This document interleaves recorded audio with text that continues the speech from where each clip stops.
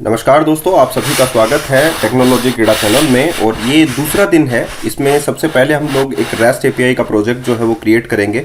Rest API का project create करने का मतलब है वेब एपीआई प्रोजेक्ट क्रिएट करना।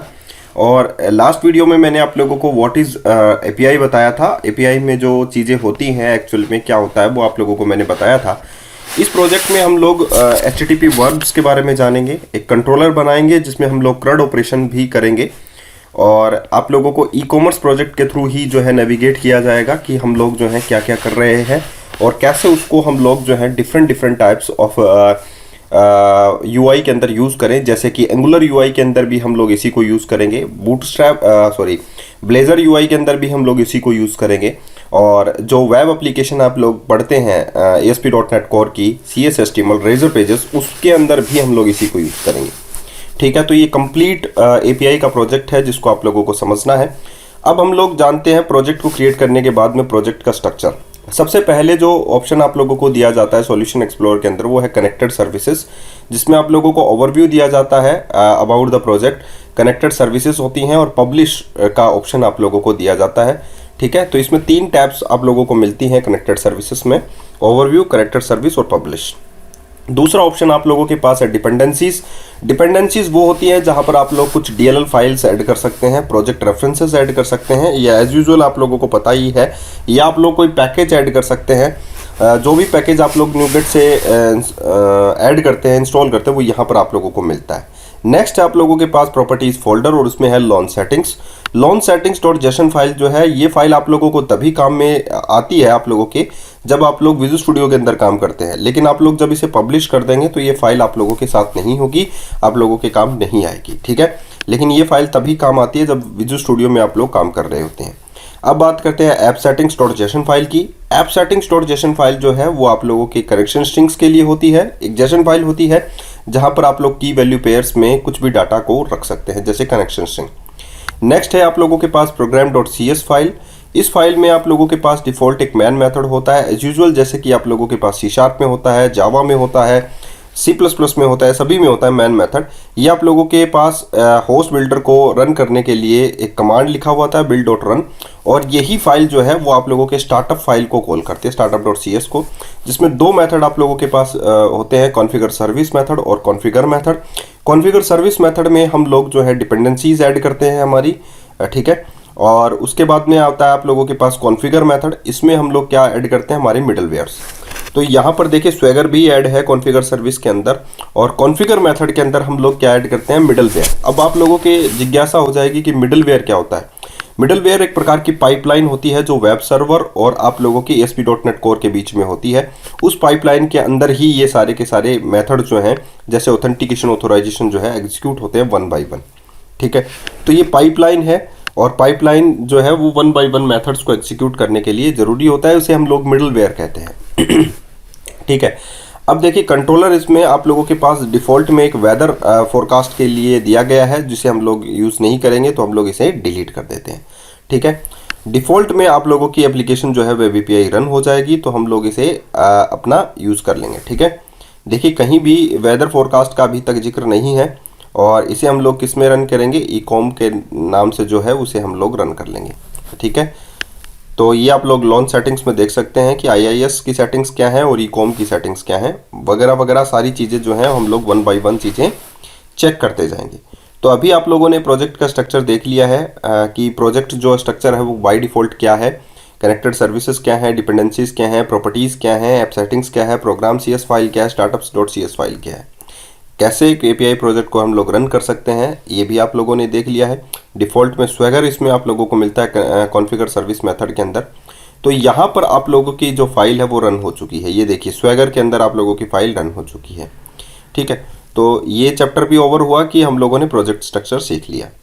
अब नेक्स्ट जो टास्क होता है वो है मॉडल्स को ऐड करना। करते हैं हम लोग क्रिएटिंग मॉडल्स, यानी कि मॉडल्स को क्रिएट करते हैं। मॉडल्स को क्रिएट करने के लिए हम लोग डायरेक्ट हम लोग कोई भी फाइल या क्लास फाइल इसमें ऐड नहीं करेंगे। हम लोग सबसे पहले एक मॉडल फोल्डर बनाएंगे और उसका नाम भी हम लोग मॉडल्स ही रख देंगे। और आप लोगों को पता है ई कॉमर्स प्रोजेक्ट में हम लोग कैटेगरीज रखते हैं, तो हम लोग कैटेगरीज ही रखेंगे इसमें भी।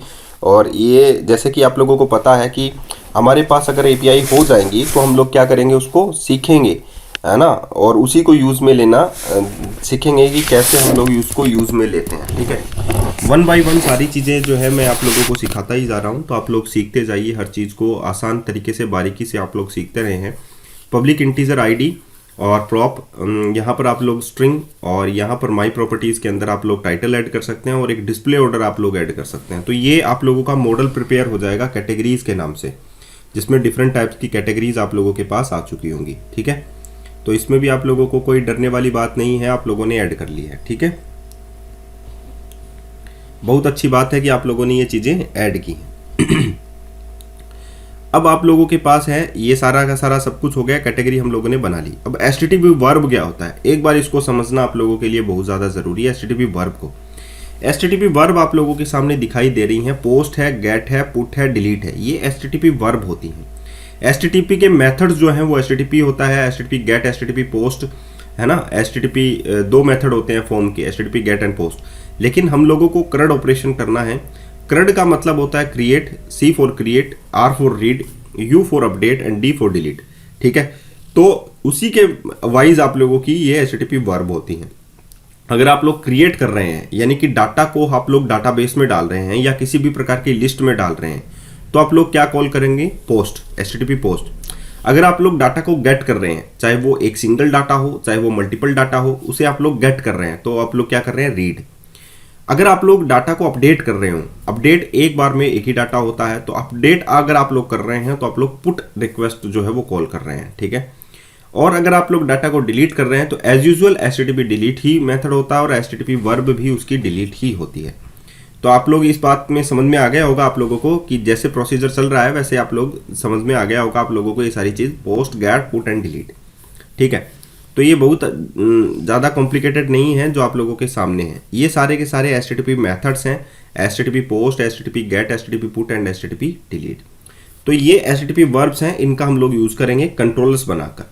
तो जो नेक्स्ट जो टास्क है हमारा वो है क्रिएट कंट्रोलर्स। तो सबसे पहले हम लोग कंट्रोलर्स बना लेते हैं। कैटेगरी के नाम से ही हम लोग जो है कंट्रोलर बनाएंगे इसमें, और कैटेगरी के नाम से ही हम लोग कंट्रोलर इसमें बनाएंगे। ठीक है, तो MVC कंट्रोलर, MT कंट्रोलर, और इसमें आप लोगों को API सेलेक्ट करना है कंट्रोलर में। MVC कंट्रोलर आप लोगों को नहीं सेलेक्ट करना है, API का कंट्रोलर ही आप लोगों को सेलेक्ट इसमें करना है। ठीक है, इतनी बात भी आप लोगों को समझ में आ गई कि हम लोगों को क्या सेलेक्ट करना है, API का कंट्रोलर। API का कंट्रोलर आप लोगों को बाय डिफॉल्ट राउटिंग देता है। आप लोगों का जो कंट्रोलर बेस क्लास होती है उसी से आप लोगों का कंट्रोलर इनहेरिट होता है, और आप लोग यहाँ पर लिख सकते हैं कंट्रोलर का नेम, जैसे कि मैंने लिख दिया कैटेगरी कंट्रोलर। ठीक है, देखिए आप लोगों के पास API कंट्रोलर डिफॉल्ट में आप लोगों के पास टैग आया है अनोटेशंस, और राउट नाम से भी एक टैग आप लोगों के पास आ गया। ठीक है, अब हम लोग इसमें क्या तैयार करेंगे, एक मॉक डाटा जो है वो तैयार करेंगे। देखिए मॉक डाटा तैयार करना क्यों है, क्योंकि एक बार के लिए आप लोगों को ये एचटीटीपी वर्ब समझ में आ जाए, आप लोगों को पोस्टमैन को यूज़ करना आ जाए, तब आप लोग जो है आगे डाटाबेस क्रिएट करके हम लोग आगे प्रोसीड जो है वो कर लेंगे। तो एक बार के लिए मॉक डाटा के साथ आप लोग जो है तैयार कर लीजिए। तो लिस्ट ऑफ कैटेगरीज में ऐड कर लेता हूँ। ठीक है, तो यहाँ पर मैंने देखिए कि यहाँ पर बनाया लिस्ट ऑफ कैटेगरीज। ठीक है, और उसमें कुछ कैटेगरीज जो है 5 कैटेगरीज जो है वो ऐड कर लेता हूँ। हमारा जो प्रोडक्ट है वो एक्चुअली में टैक्स से रिलेटेड है, तो मैं सारे डाटा जो है वो टैक्स से रिलेटेड ऐड कर लूँगा। जैसे मोबाइल फ़ोन्स है, उनकी कंपनीज जो है मैं एज ए कैटेगरी ट्रीट कर लूँगा। ठीक है, तो उसमें मैं ऐड कर लूँगा हमारी कैटेगरीज को एज ए कंपनीज को एज ए कैटेगरीज यूज़ कर लूँगा। ठीक है, तो वो आसान हो जाएगा आप लोगों के लिए इन चीज़ों को समझना कि हम लोगों ने कैटेगरीज में क्या ऐड किया। तो लिस्ट ऑफ कैटेगरीज मैंने बनाया एक लिस्ट, और उसमें पहली लिस्ट ऐड कर दी। ऐड टाइटल मैं यहाँ पर लिख देता हूँ, कुछ भी आप लोग लिख सकते हैं, जैसे कि सैमसंग आप लोगों ने लिख दिया।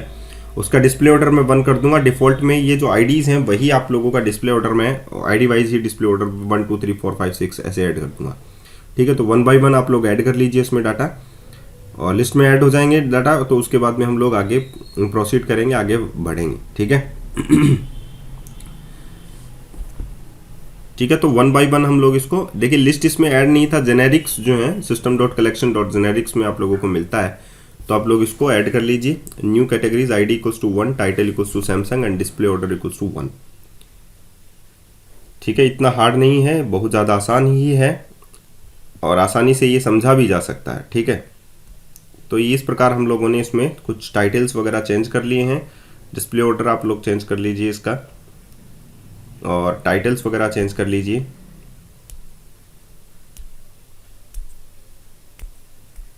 ठीक है, चलिए हम लोगों ने सैमसंग कर लिया, नोकिया कर लिया, एलजी कर लिया, सायोमी कर लिया, और लास्ट में हम लोग कर लेंगे एप्पल। ठीक है, डिस्प्ले ऑर्डर जैसा कि एज यूजुअल मैंने बोला कि 1 2 3 4 5 6 हम लोग कर देंगे, तो ये इजी हो जाएगा आप लोगों के लिए।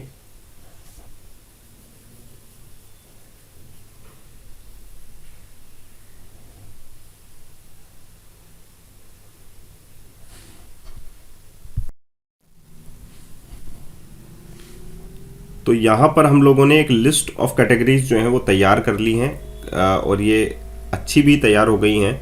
अब हम लोगों को सबसे पहले रीड करना है डाटा को, तो हम लोगों ने तैयार तो की हुई है हमारे पास। हम लोगों को लिस्ट ऑफ डाटा जो है वो डिस्प्ले करना है सबसे पहले। तो मैं यहाँ पर क्या लिखूंगा, public IEnumerable of category, इसको ही रिटर्न करेगा ये कैटेगरीज को ही। और इसमें मैं तैयार कर लेता हूँ गेट, क्योंकि रीड करने का मतलब क्या होता है आप लोगों के एचटीटीपी वर्ब का मतलब क्या होता है, रीड या करना यानी गेट करना।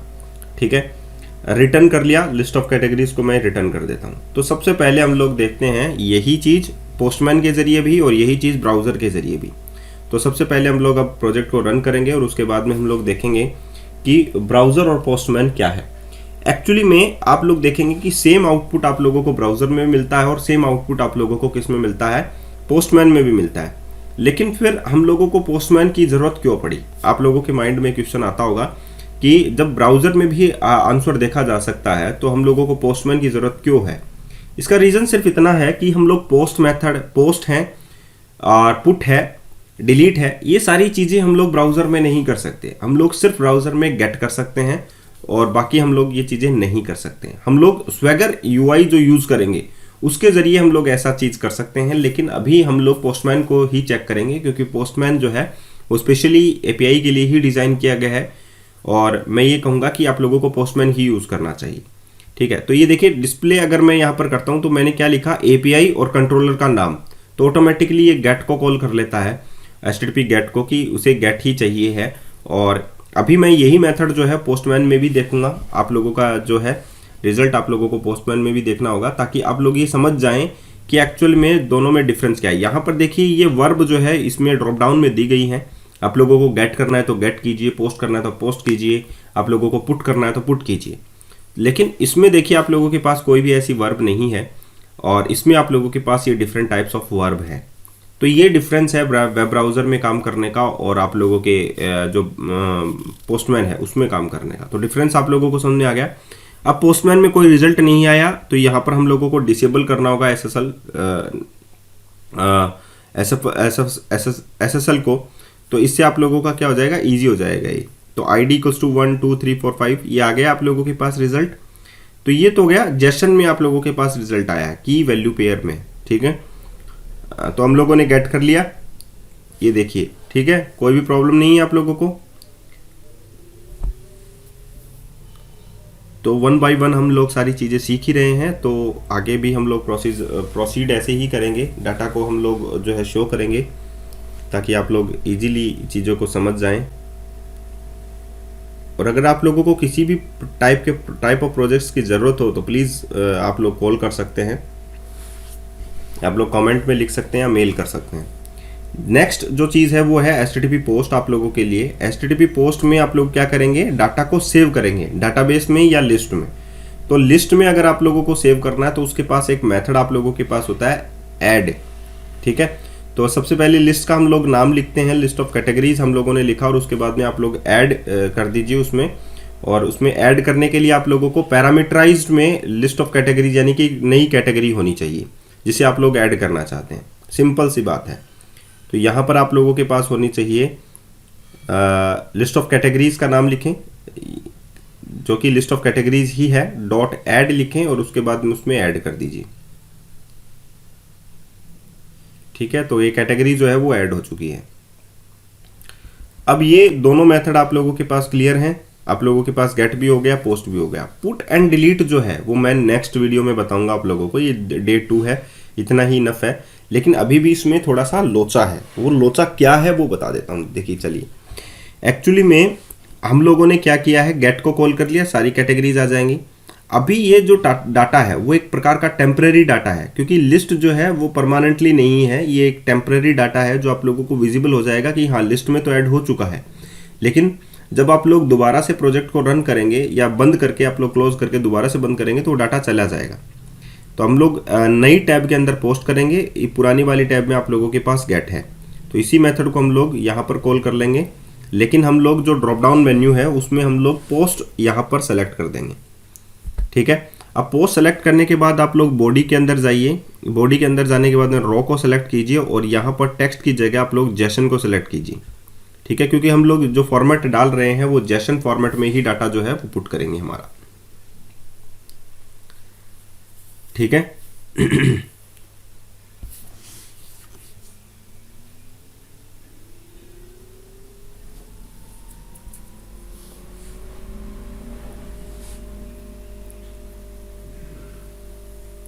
तो यहां पर आप लोग जो है जेसन फॉर्मेट में डाटा डालने से पहले, लेकिन ये बॉडी ऑफ द कंटेंट है कि बॉडी का डाटा जो आप लोगों का आ रहा है, तो फ्रॉम बॉडी आप लोगों के पास है, तो यहां पर आप लोग लिखे फ्रॉम बॉडी और उसके बाद में ये चीज क्यों, क्योंकि आप लोगों का डाटा जो आता है वो डाटा जो आता है वो पोस्टमैन की बॉडी कंटेंट से आता है, ठीक है। तो अगर आप लोगों का डाटा यहाँ से आता है तो आप लोग यहाँ पर लिखेंगे फ्रॉम बॉडी, ठीक है। उसके बाद में हम लोग ये देख लेंगे कि ये हिट होता है या नहीं होता है, ताकि आप लोगों को ये समझ में आ सके कि ये हिट हो रहा है।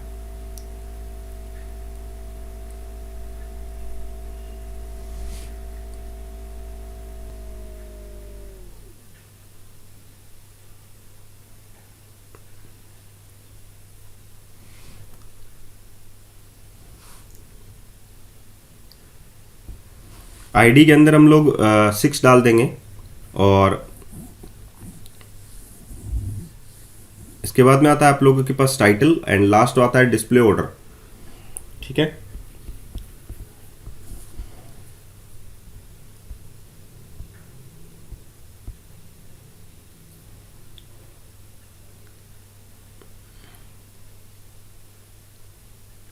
यहां पर हम लोग माइक्रोसॉफ्ट डाल देते हैं और नेक्स्ट में आप लोगों के पास है डिस्प्ले ऑर्डर, डिस्प्ले ऑर्डर में हम लोग 6 डाल देंगे, ठीक है।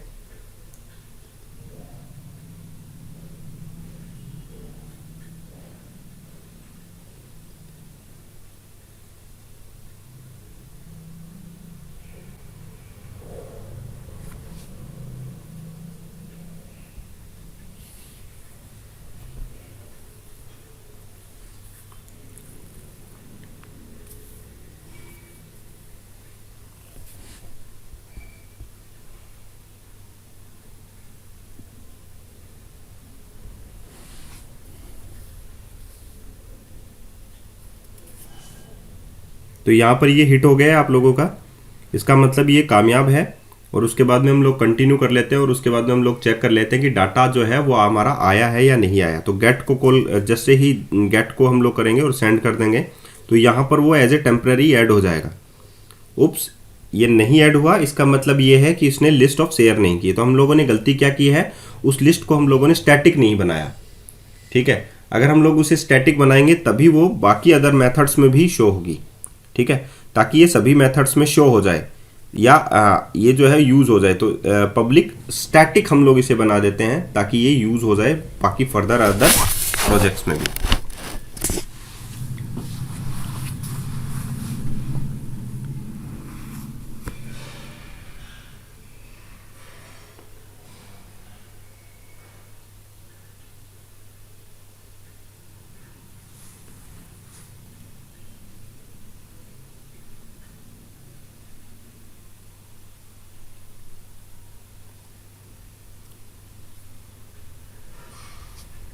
ठीक है, स्टैटिक बनाने के बाद में हम लोग चेक करेंगे कि ये सही चीज़ है या नहीं है, तो ये आसानी से इस चीज़ को समझा जा सकता है, ठीक है।